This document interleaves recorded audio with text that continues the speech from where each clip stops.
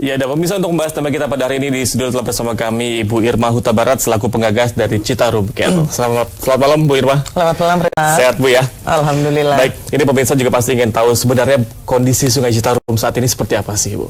Ya, kondisi Sungai Citarum tentu saja setelah program Citarum Harum membaik ya, tetapi masih tetap banyak PR kita. Karena gini, ini adalah saat dimana kita berterima kasih kepada tentara karena TNI dari Siliwangi itulah yang membersihkan mulai dari hulunya. Betul. Ya.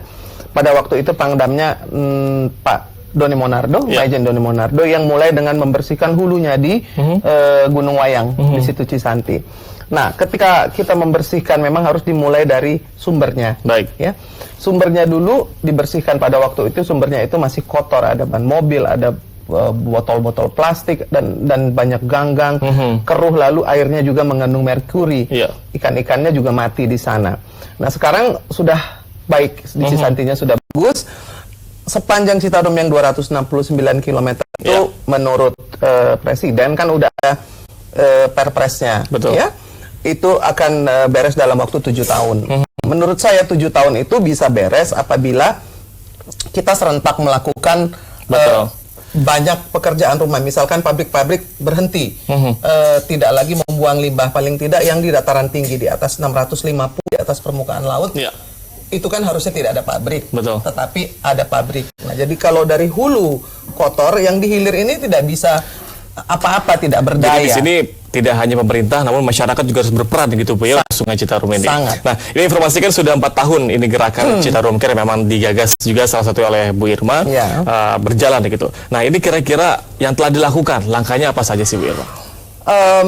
Banyak, tapi yang pertama adalah ketika mau mengurusi lingkungan itu kan harus memberi contoh, ya kan, harus dengan diri sendiri. Hal untuk membenahi sungai itu tidak bisa terjadi satu malam, satu tahun. Menurut saya itu pekerjaan seumur hidup. Jadi saya itu punya sebidang tanah yang saya beli persis di depan Citarum di Desa Sangkan-Hurip. Saya mulai dengan menanam vetiver pada waktu itu. Di bantaran mulai dari 1 meter, 2 meter, 3 meter.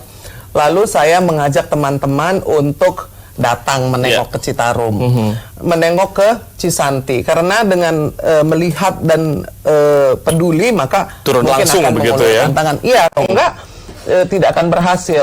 Kan pertanyaan kita selama ini, kenapa dia menjadi sungai yang terkotor di dunia? Kenapa dia bisa sampai separah itu? Artinya ada pembiaran.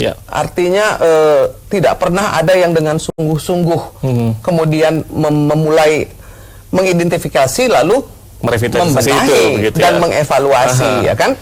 Kalau dibilang soal dana itu untuk Citarum sendiri, kita rapat dengan BBWS untuk mengeruknya saja sudah 7 triliun nilainya. Tapi kan pertanyaannya outputnya apa? Dikeruk misalkan 12 juta ton dikeruk, kita bayar uang mahal, lalu hujan masuk lagi ke dalam. Nah, menjadi erosi dan sedimentasi lagi. Seperti yang saya selalu katakan, musuh sungai yang pertama itu adalah erosi dan sedimentasi. Lalu obatnya apa? Solusinya apa?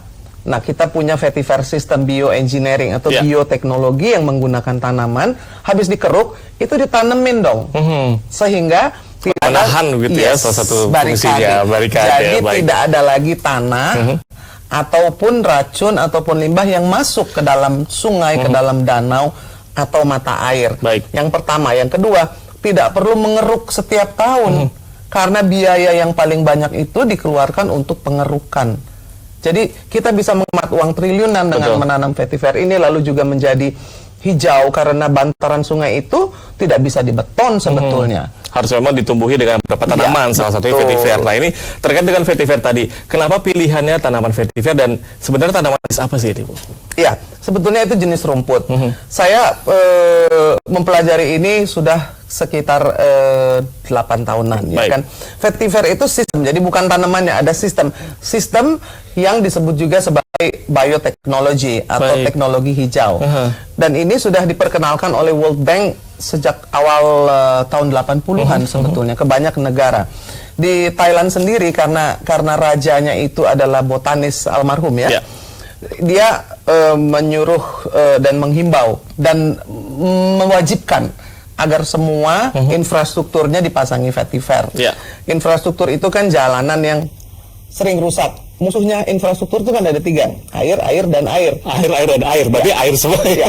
Kalau airnya menggenang maka jalanan akan bolong-bolong. Kalau ditanamin vetiver, dia tidak akan ada air dan berapa banyak yang bisa kita hemat dari sisi waktu, dari sisi energi, dan dari sisi uang. Nah, Thailand juga demikian maju pertaniannya. Vetiver ini dipakai untuk tanaman organik, tidak perlu pupuk, tidak perlu pestisida kalau sudah memakai vetiver. Lalu di banyak tempat, di Vietnam, di Australia, bahkan di Amerika Selatan itu untuk mitigasi bencana memang dipakai vetiver system yang tidak membunuh ekosistem. Betul. Akar-akarnya mengikat tanah. Dan akhirnya diadaptasi di Indonesia, begitu Bu ya? Iya, dan itu sudah diperkenalkan di seluruh dunia. Indonesia sebetulnya sudah pernah diperkenalkan, tapi tidak ada yang terus-terusan ngomong seperti saya nih, harus ngomong soal vetiver, ngomong soal harus terus disosialisasikan, begitu Bu ya? Dan mengajak orang juga, bukan cuma sosialisasi, karena air itu adalah masalah yang paling besar yang dialami oleh banyak negara-negara.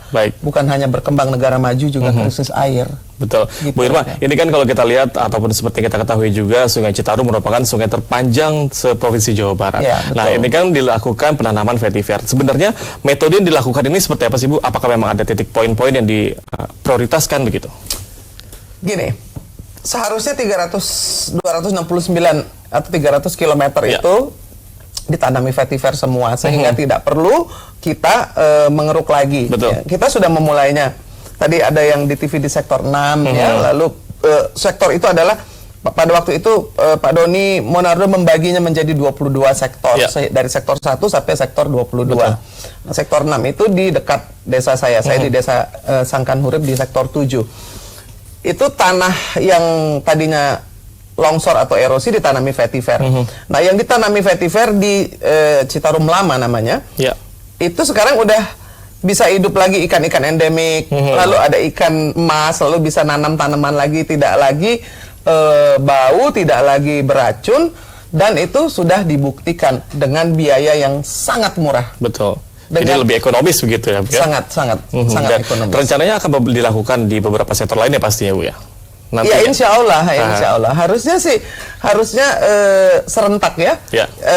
Beton itu membunuh ekosistem, ya sudah. Kita harus mencari solusi yang hijau, ya kan? Dan lagi masyarakat juga bisa diuntungkan dengan itu, karena nanti masyarakat bisa diminta untuk menanam, kita bisa beli lagi dari masyarakat, lalu daunnya bisa dipakai untuk pakan ternak, lalu bisa dipakai untuk atap, bisa dipakai untuk mulsa. Jadi begitu banyak manfaatnya bagi komunitas dan masyarakat di sekitar bantaran.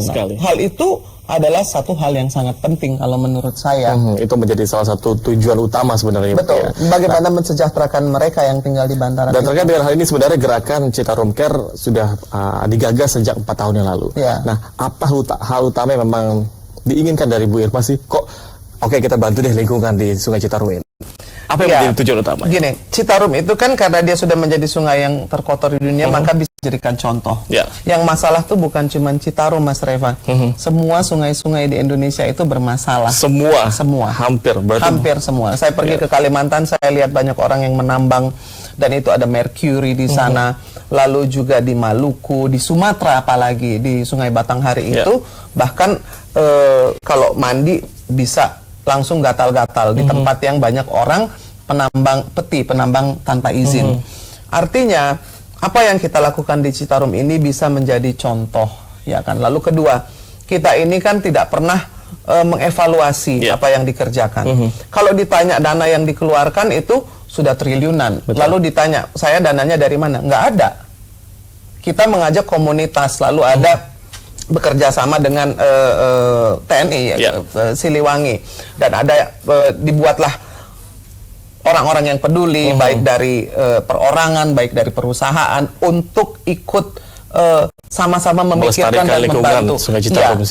Karena pemerintah sendiri harusnya kan mengevaluasi ya. Kalau sudah keluar uang 1 triliun itu harusnya apa ya outputnya? Nah, itu yang seharusnya mulai dilakukan, sehingga uang itu tidak terbuang dengan sia-sia. Kalau dengan vetiver terhitung di 1 kilometer, 2 kilometer, 3 kilometer, dan dampaknya juga terukur. Betul.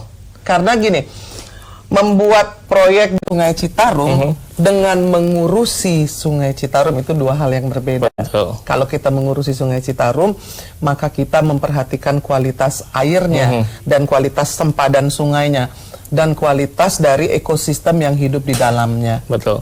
Kamu tahu nggak di Citarum udah nggak ada ikan? Sama sekali tidak ada mati semua. Kecuali sapu-sapu sekarang. Kecuali sapu-sapu. Ya, sekarang setelah dibersihkan, datanglah mulai ikan-ikan endemik dan ekosistem membaik. Tetapi itu belum selesai karena sedimen yang di bawahnya itu merupakan racun yang sudah membatu dan itu PR kita yang paling besar. Betul. Jadi memang hal utama adalah tidak hanya pemerintah, tapi masyarakat pun harus bersama-sama menjaga lingkungan kita, begitu ya. Betul. Baik, terima kasih banyak Bu Irma Huta Barat selaku pengagas dari Citarum Care telah berhadir di studio kami. Dan pemirsa, arus mudik libur Natal dan Tahun Baru mulai terlihat di beberapa lokasi keberangkatan penumpang. Dan informasi akan hadir sejenak berikut ini.